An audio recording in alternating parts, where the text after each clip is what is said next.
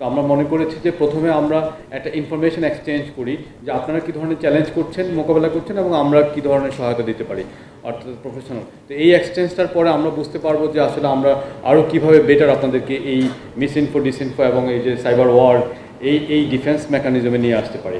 তো আপনারা যদি খেয়াল করেন যে এখানে খুব সুন্দর অর্গানাইজড যারা ট্রেনিং দিচ্ছেন তারা আন্তর্জাতিকভাবে স্বীকৃত ফ্যাক্ট চেকার এবং মিসইনফরমেশন নিয়ে কাজ করা আন্তর্জাতিক সার্টিফিকেটধারী ট্রেনার। তাদের যে কোর্স কারিকুলামটা আছে, এখানে কিভাবে সার্চ করবেন, একটা তথ্য কিভাবে ভ্যালিডেট করবেন, কোন কোন টুলস আপনারা ব্যবহার করতে পারবেন, ভিডিও ভেরিফিকেশন, ইমেজ ভেরিফিকেশন কিংবা নিউজ ভেরিফিকেশন কীভাবে করবেন, primary source of data, secondary source of data কোত্থেকে পাবেন, এই বিষয়গুলো নিয়ে তারা আপনাদেরকে আজ এবং আগামীকাল বিস্তারিত তথ্য দিবেন। এবং এই যে এই তথ্যগুলো আপনারা অ্যাপ্লাই করতে গিয়ে কী ধরনের চ্যালেঞ্জের মুখোমুখি হন সেটা আমরা দ্বিতীয় পর্যায়ে আমরা আপনাদের কাছ থেকে শুনব। এবং সবশেষে যেটা হবে যে জেলা তথ্য অফিসার যে টিওআর, এই টিওআরে আপনারা দেখবেন যে সেখানে খুব সুন্দরভাবে বিভিন্ন, অর্থাৎ আপনারা স্থানীয় নিজ নিজ পরিসরে আপনারা সরকারের প্রতিনিধি, ইনফরমেশন অ্যাম্বাসেডর। তো সেক্ষেত্রে ধরুন ভ্রাম্যমাণ চলচ্চিত্র প্রদর্শনের দায়িত্ব আছে আপনাদের, সেমিনার, মহিলা সমাবেশ, আলোচনা সমাবেশ করা, কমিউনিটি বৈঠক, উঠান বৈঠক, তারপর বিভিন্ন কিশোর মেলা, শিশু মেলা, নারী মেলা, তারপর বিভিন্ন ম্যাগাজিন করা, তারপর জনমত প্রতিষ্ঠার জন্য বিভিন্ন ধরনের প্রতিবেদন তৈরি করা, পোস্টার, লিফলেট, প্রচারপত্র করা, প্রশিক্ষণ এবং বিনিময় করা, সংবাদ বিজ্ঞপ্তি প্রস্তুত করা, স্থানীয় বিভিন্ন বিভাগ বা প্রেস এবং সাংবাদিকদের সাথে প্রচার করা। দেখেন এই প্রত্যেকটা কাজে you are dealing with immense amount of data. তো এই ডেটাকে কীভাবে উপস্থাপন করবেন এবং একই সাথে উপস্থাপনের পরে সেটা কীভাবে মানুষের বোঝার ভাষায় মানুষের কাছে পৌঁছে দিবেন, এই দায়িত্বটাতে আপনাদের গুরু দায়িত্ব আর কি।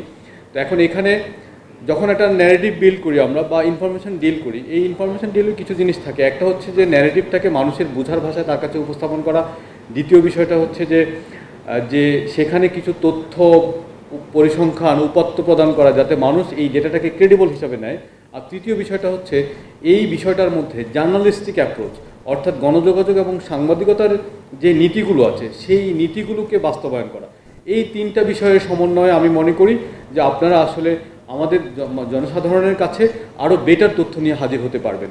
একদিকে আপনারা যে মানুষের তথ্যের উপরে যে মানুষের অধিকার, অর্থাৎ access to right two information, এই রাইট টু ইনফরমেশনটাকে আপনারা প্রিজার্ভ করবেন, তথ্য প্রাপ্তির উপর নাগরিকের অধিকারকে আপনারা সমুন্নত রাখবেন এবং একই সাথে সরকারের যেই কর্মকাণ্ড আছে এই কর্মকাণ্ডকে মানুষের কাছে একটা সুন্দরভাবে তথ্য, উপাত্ত এবং জার্নালিস্টিক অ্যাপ্রোচের মাধ্যমে আপনারা পৌঁছে দেবেন। সব কিছু মিলে আমি মনে করি যে আগামী আমরা একটা নির্বাচনের মুখোমুখি। আগামী নির্বাচনকে সামনে রেখে বাংলাদেশ 5ই আগস্টের পরে যে ইনফরমেশন ক্যাম্পেইনটা হয়েছে, ডিসইনফরমেশন এবং মিসইনফরমেশন ক্যাম্পেইনটা হয়েছে, দেশের ভিতরের ফ্যাসিবাদী গোষ্ঠী এবং দেশের বাইরের গোষ্ঠীগুলোর যৌথ প্রয়াসে আমার আশঙ্কা যে বাংলাদেশ তার ইতিহাসে সবচেয়ে বড় মিসইনফো, ডিসইনফো এবং সাইবার ক্রাইমের শিকার হবে নির্বাচনকে উপলক্ষ করে। তো সেই প্রেক্ষাপটে আমাদের ইনস্টিটিউশনাল ক্যাপাসিটি যেরকম বিল্ড আপের দরকার আছে আমাদের ব্যক্তিগত যোগাযোগের সক্ষমতা এবং একই সাথে মিসইনফো, ডিসইনফো রিলেটেড যে টুলগুলো আছে, আমাদের অ্যাক্সেস টু যে ডেটা, এই ইনফরমেশনগুলো আমাদেরকে জানতে হবে এবং এই জানাশোনার মাধ্যমে এবং আপনাদের যে চ্যালেঞ্জগুলো কীভাবে আমাদের কাছে কমিউনিকেট করতে পারেন, এই কমিউনিকেশনে এই ট্রেনিংটা অত্যন্ত গুরুত্বপূর্ণ ভূমিকা পালন করবে। আজ এবং আগামীকাল আমরা আপনাদের কাছ থেকে শুনবো এবং তার ভিত্তিতে আমরা আমাদের পরবর্তী করণীয় নির্ধারণ করব।